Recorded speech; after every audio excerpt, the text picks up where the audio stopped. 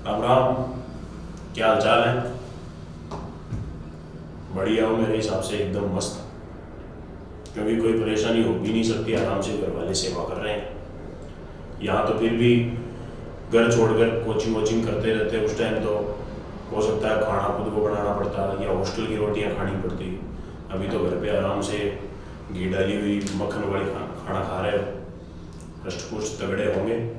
चलिए स्टार्ट करते हैं। देखिए, रीजनिंग का अपन एक टॉपिक पढ़ रहे थे, उस टॉपिक का नाम था घड़ी। इससे पहले एक टॉपिक में पूरा कंप्लीट करवा चुका हूं आपको। कौन सा? कैलेंडर। इस घड़ी टॉपिक की कुछ एक बेसिक बातें अपने कंप्लीट हो चुकी है। देखो, पहली बात तो ये है कि घड़ी भी एक प्रकार का समय की मापन का उपकरण होता है, जिसमें अपन सेकंड, मिनट और घंटे की इकाइयों के बारे में पढ़ते हैं। इनमें से घड़ी दो प्रकार की होती है। एक होती है सुइयों वाली घड़ी और एक होती है आंकिक घड़ी। आंकिक घड़ी कहलाती है डिजिटल वॉच और सुइयों वाली घड़ी कहलाती है एनालॉग वॉच।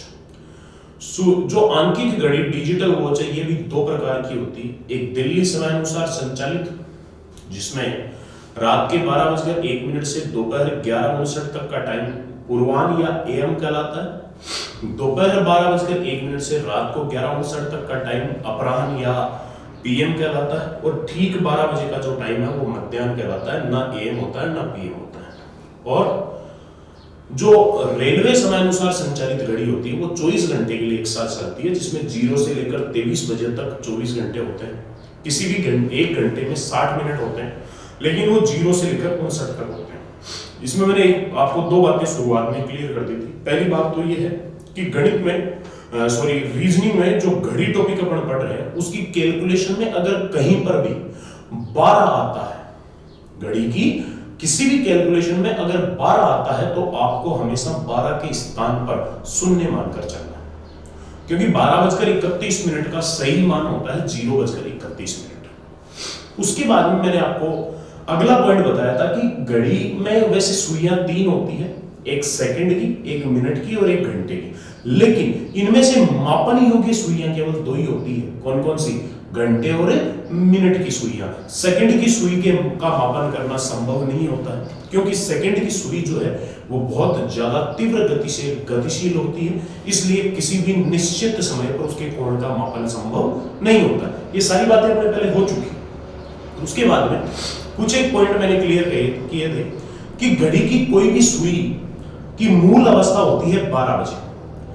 12 बजे से वो जिस दिशा में घूर्णन करती है वो होती है क्लॉकवाइज या दक्षिणावर्त, और उसके विपरीत दिशा जो होती है वो होती है एंटी क्लॉकवाइज या वामावर्त। जिसमें कोई भी सुई 12 से प्रारंभ होकर अपना एक चक्कर पूरा करके वापस 12 पर आती है, तो वो केंद्र पर 360 डिग्री का कोण अंतरित करती है। जिसमें घंटे की सुई को 360 डिग्री का कोण अंतरित करने में 12 घंटे लगते हैं।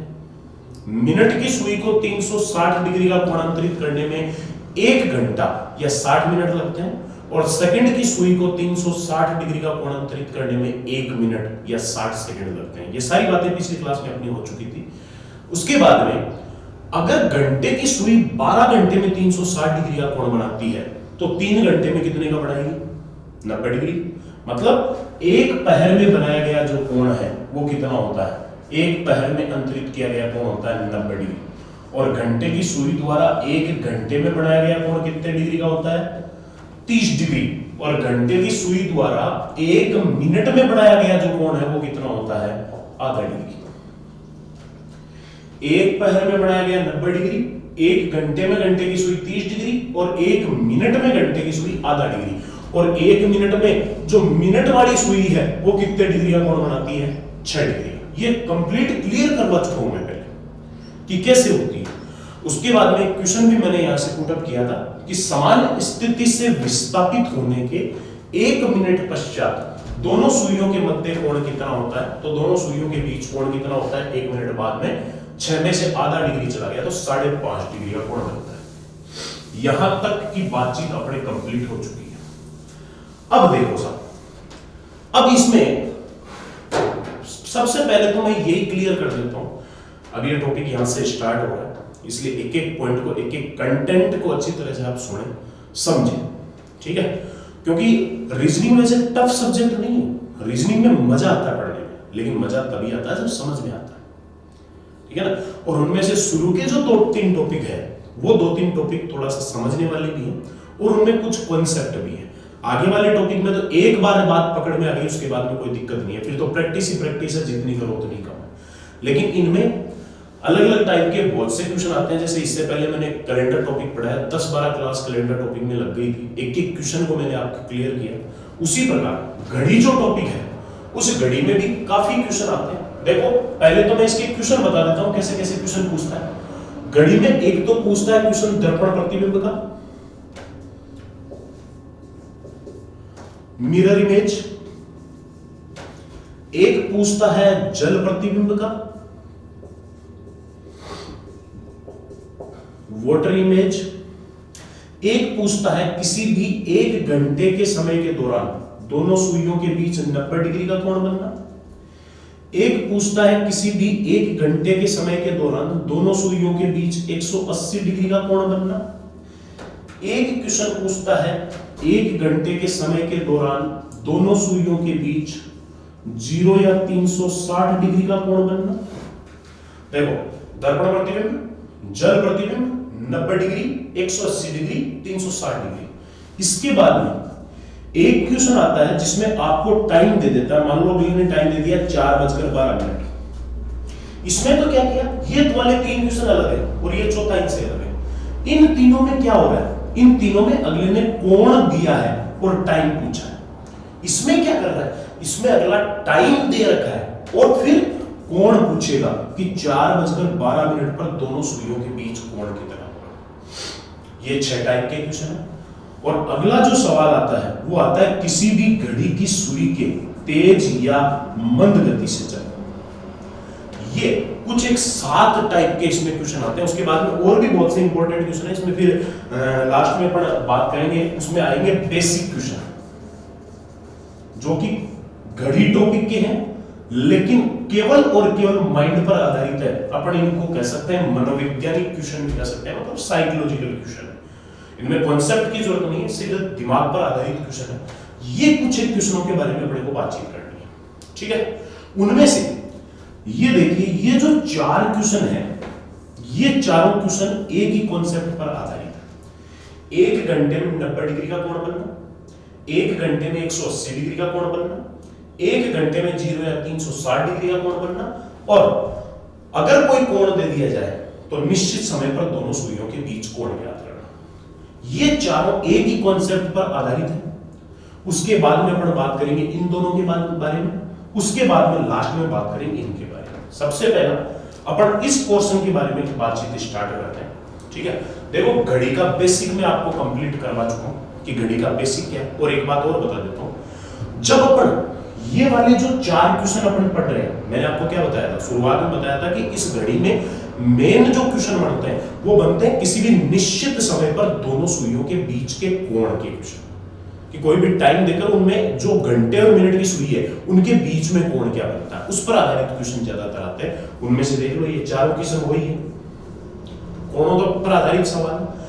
ये क्वेश्चन स्टार्ट करने से पहले मैं आपको एक बात पहले बता देता हूं कि जब किसी भी समय पर दोनों सुइयों के बीच कोण का मापन किया जाता है, दोनों सुइयां कौन कौन सी, घंटे और मिनट की, दोनों सुइयों के बीच कोण का मापन किया जाता है, तो हमेशा याद रखना कोण के मापन की शुरुआत घंटे की सुई से की जाती है।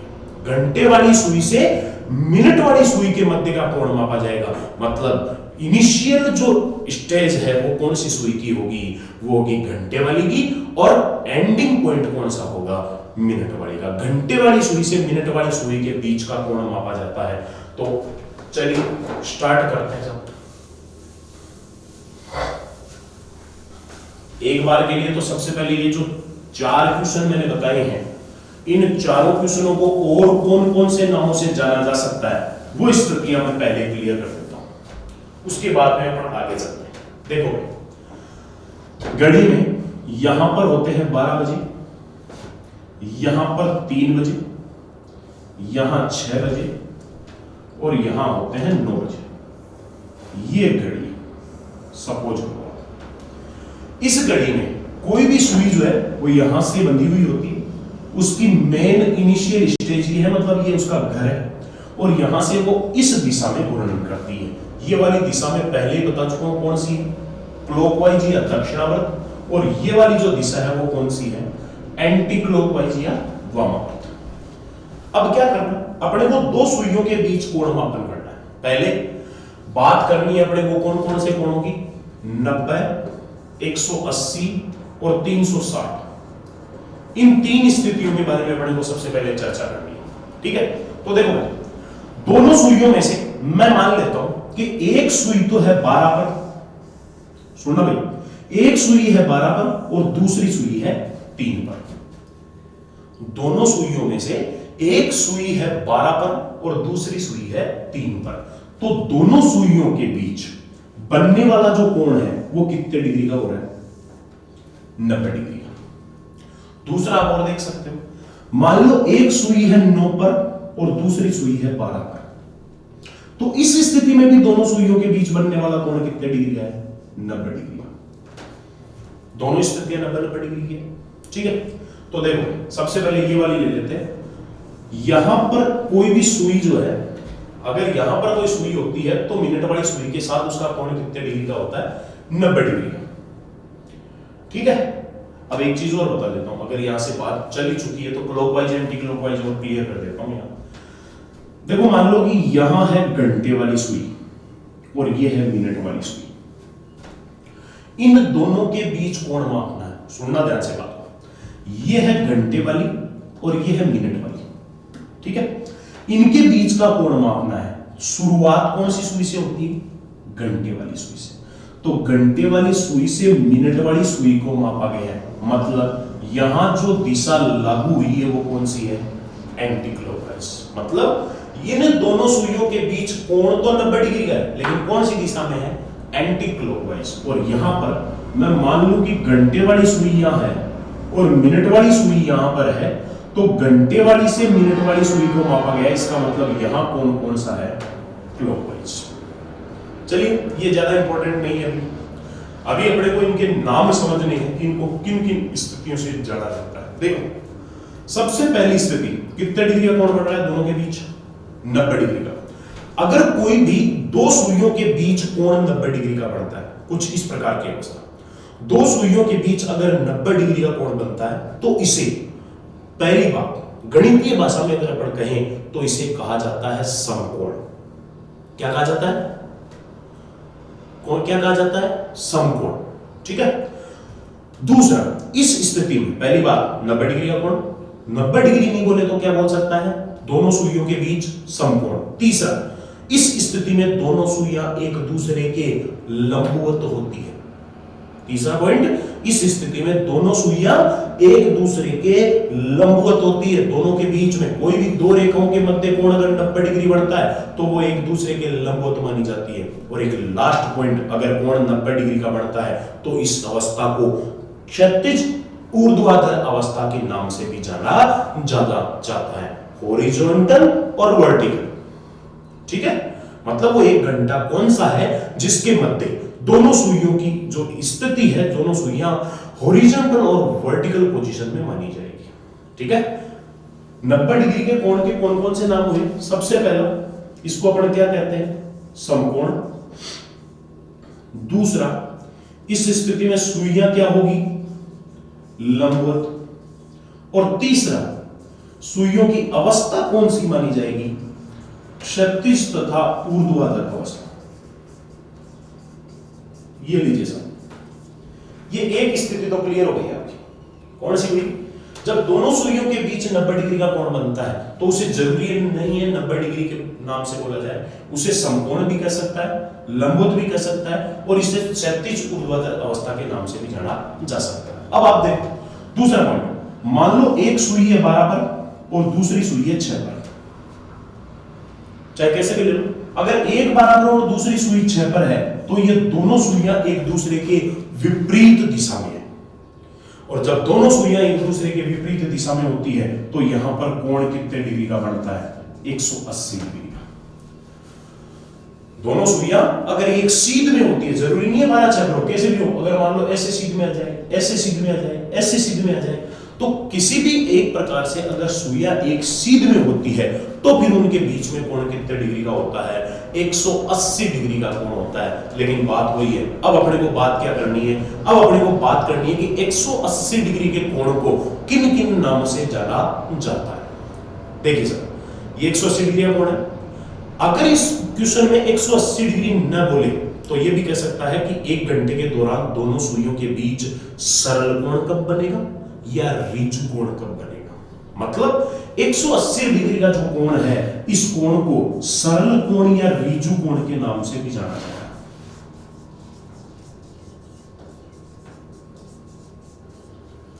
एक घंटे के समय के दौरान सरल कोण कब बनेगा या ऋजु कोण कब बनेगा। और ध्यान दें आप, जब दोनों सुइयों के बीच कोण 180 डिग्री है तो इस स्थिति में दोनों सुइयां विपरीत दिशा में मानी जाती है। एक इधर है और एक इधर है। दोनों सुइयां विपरीत दिशा में मानी जाती है। बहुत इंपॉर्टेंट कंटेंट है आगे वाले जो पॉइंट बता रहा हूं उनको अच्छी तरह से सुनना। सुइयां विपरीत दिशा में। अब सुनो साहब, 2 इंपॉर्टेंट पॉइंट बताने जा रहा हूं, अच्छी तरह से सुनो। अगर दोनों सुइयों के बीच कोण 180 डिग्री है तो दोनों सुइयां एक सीध में होती है। सबसे बड़ा कंफ्यूजन है भाई, अच्छी तरह से सुन लेना। अगर दोनों सुइयों के बीच कोण 180 डिग्री है तो दोनों सुइयां एक सीध में होती है। और बहुत सी किताबें, बहुत से टीचर्स, बहुत से पब्लिकेशन इसको बिल्कुल गलत पढ़ाते हैं कि एक सीध में अगर कहा गया है तो बीच में कोण 360 डिग्री का होगा। सरासर गलत बात है। अगर कोण 180 डिग्री है तो दोनों सुइयां एक सीध में होती है। दोनों सुइयां अगर एक सीध में है तो 180 डिग्री, दोनों सुइयां एक ही दिशा में है तो 360 डिग्री। दोनों में अंतर समझ लेना। अगर एक ही दिशा में बोला गया है, अगर सुइयां एक ही दिशा में है तो 360, और अगर सुइयां एक सीध में है तो 180 डिग्री। सबसे बड़ा कंफ्यूजन बोला था मैंने, समझ लेना। अगर एक सीध में बोला है, सीध का मतलब सीधा सीधा 180 डिग्री, और एक ही दिशा का मतलब दोनों सुइयां एक ही दिशा में है। जैसे मान लो एक 12 पर है, दूसरी भी 12 पर है, जैसा ठीक 12 बजे होता है तो कोण कितने डिग्री का है? तो कोण है 0 या 360 डिग्री का, जिसे अपन क्या कहेंगे? सुइयां एक ही दिशा में। मेरे हिसाब से बात समझ में आ रही है। 180 डिग्री कोण को किन किन नामों से जाना जाता है? सरल कोण या ऋजु कोण के नाम से जाना जाता है। इस स्थिति में सुइयां एक दूसरे के विपरीत दिशा में होती है और सुइयां एक ही सीध में होती है। एक ही सीध या विपरीत दिशा मतलब 180 डिग्री, और एक ही दिशा का मतलब 360 डिग्री। अब इसका सबसे इंपॉर्टेंट कंटेंट और ध्यान देना, जब दोनों सुइयां एक दूसरे के साथ 180 डिग्री का कोण बनाती है तो आप देख सकते हैं दोनों सुइयां एक सरल रेखा पर स्थित है, नहीं है क्या? दोनों सुइयां एक सरल रेखा बना रही है तो इसे कहा जाता है सरल रेखा के अनुदिश। मतलब दोनों सुइयां एक सरल रेखा पर तो है, लेकिन एक थोड़ी है, नहीं है, दोनों सुइयां अलग अलग है, इसलिए कहा जाता है एक सरल रेखा के अनुदिश परंतु असंपाती। परंतु असंपाती, और एक सरल रेखा के अनुदिश परंतु संपाती। अब देख सकते हो ये भी सरल रेखा है और ये भी सरल रेखा है, लेकिन इसमें दोनों रेखाएं अलग अलग है, इसमें दोनों रेखाएं एक ही। ये संपाती और ये असंपाती, इसलिए एक 360 डिग्री के कोण को कहा जाता है सुइयां सरल रेखा के अनुदिश परंतु संपाती। और एक चीज और बता दूं मैं आपको, अगर केवल इतना बोले ना कि सुइयां संपाती तो भी 360 ही, क्योंकि संपाती का मतलब दोनों एक जगह, और एक जगह तभी हो सकती है जब कोण कितना हो 360 डिग्री। पूरी लैंग्वेज बोले तो भी वही है, केवल संपाती बोले तो भी वही है, लेकिन असंपाती में अगले को पूरी लैंग्वेज बोलनी पड़ेगी, यहां पर पूरा लिखना पड़ेगा सुइयां। क्यों? क्योंकि 360 के अलावा सारी असंपाती है, उनमें से अपने को 180 वाली चाहिए, तो असंपाती में से 180 वो है जो सरल रेखा पर स्थित है। सरल रेखा के अनुदिश